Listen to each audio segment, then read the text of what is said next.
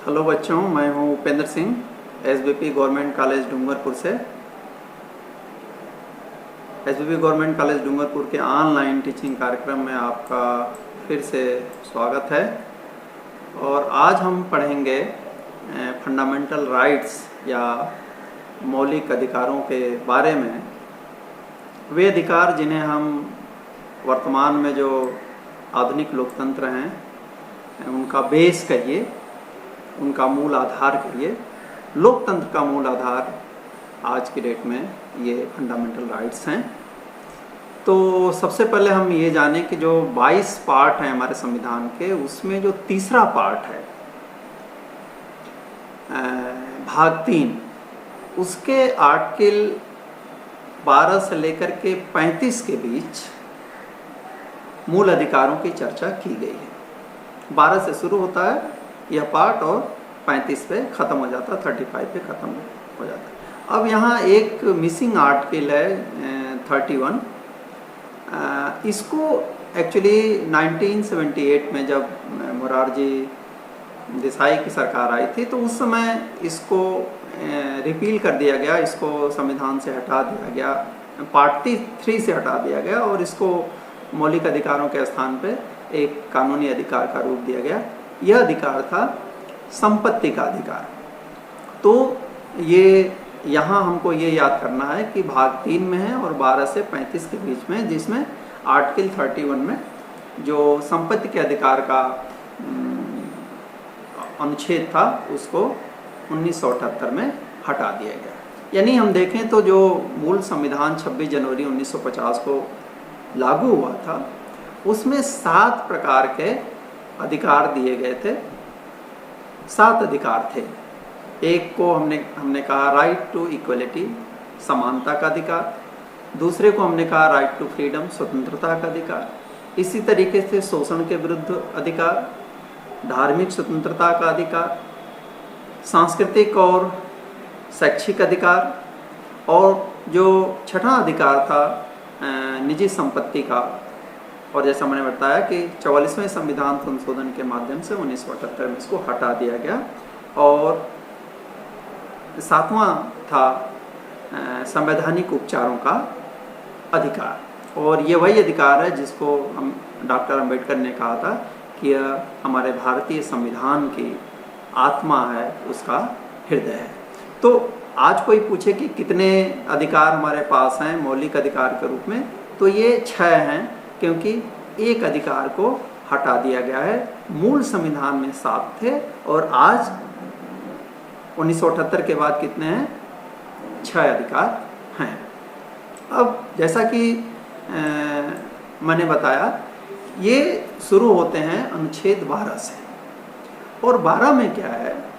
12 में है राज्य की परिभाषा। अब राज्य की परिभाषा क्यों दी गई?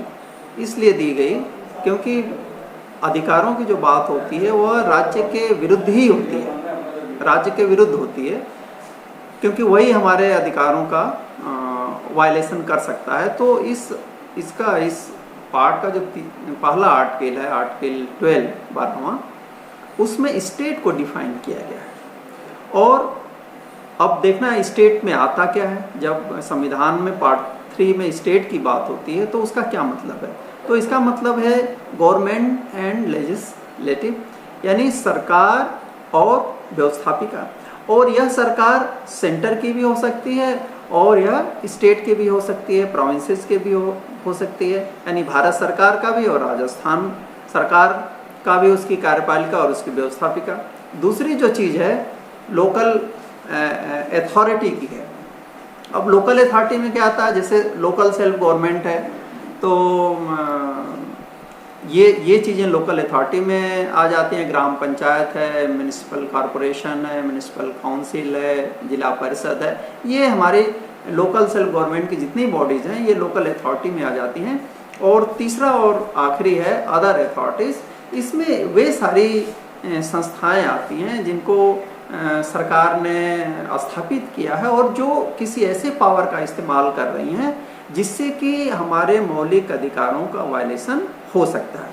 तो वे सारी सत्ताएं जिनके पास पावर है और जो हमारे फंडामेंटल राइट्स को वायलेट कर सकती हैं, उनको हम अदर अथॉरिटी में रखते हैं। अदर अथॉरिटी के बाहर क्या चीज़ें हैं जिनको साफ साफ डिफाइन किया गया है, वह है व्यवस्थापिका और कार्यपालिका केंद्र की और राज्यों की, और प्लस लोकल सेल्फ जो गवर्नमेंट हैं, चाहे शहरी निकाय हो चाहे ग्राम पंचायत हो, उनको रखा गया। इसका मतलब ये कि यदि सेंटर, स्टेट, लोकल अथॉरिटी या अदर अथॉरिटीज, जैसे यूनिवर्सिटीज भी अपने आप में एक अथॉरिटी हैं, तो यहाँ यदि आपके अधिकारों का उल्लंघन होता है तो आप इनके विरुद्ध कोर्ट में जा सकते हैं। और यह जो पावर है कोर्ट में जाने उसको रिव्यू करने का, यह आर्टिकल 13 में है, जिसको जुडिशियल रिव्यू का अधिकार बोलते हैं। और इसमें ये कहा गया है कि राज्य की कार्यपालिका या व्यवस्थापिका कोई ऐसा आदेश या कानून नहीं निकाल सकते जो मूल अधिकारों का उल्लंघन करते हैं। और यदि कोई व्यवस्थापिका या कार्यपालिका, चाहे वह किसी लेवल की हो, ऐसा करती है तो कोर्ट को अधिकार है कि वह उन कानूनों को उस सीमा तक, ध्यान रखिए, उस सीमा तक नल एंड वाइड या अवैधानिक, असंवैधानिक घोषित कर सकती है जिस सीमा तक वे पार्ट 3 के मूल अधिकारों का उल्लंघन करते हैं। यानी उन्हें हमारे अधिकारों का उल्लंघन करने का अधिकार नहीं है। और यदि स्टेट में सेंटर स्टेट, राज्यों की सरकारें, लोकल बॉडी और दूसरे अथॉरिटी जो किसी पावर का यूज करती हैं जो हमारे अधिकारों का उल्लंघन कर सकते हैं, तो इसके विरुद्ध एक प्रकार से संरक्षण दिया गया है। और यहीं से जुडिशियल रिव्यू का कंसेप्ट आता है और आप उस आदेश को, उस कानून को चैलेंज कर सकते हैं। और यदि कोर्ट ये समझती है कि नहीं वायलेशन हुआ है या यह गलत है, तो वह उसको नल एंड वाइड घोषित कर सकती है। तो ये दो प्रारंभिक आर्टिकल हैं 12 और 13। एक में स्टेट को डिफाइन किया गया है और दूसरे में जुडिशियल रिव्यू का कंसेप्ट आता है जो आर्टिकल 13 है। बाकी जो 14वां अनुच्छेद है जिसमें हमारा पहला अधिकार आता है राइट टू इक्वलिटी, लेकिन इसकी चर्चा हम आगे करेंगे। Thank you very much.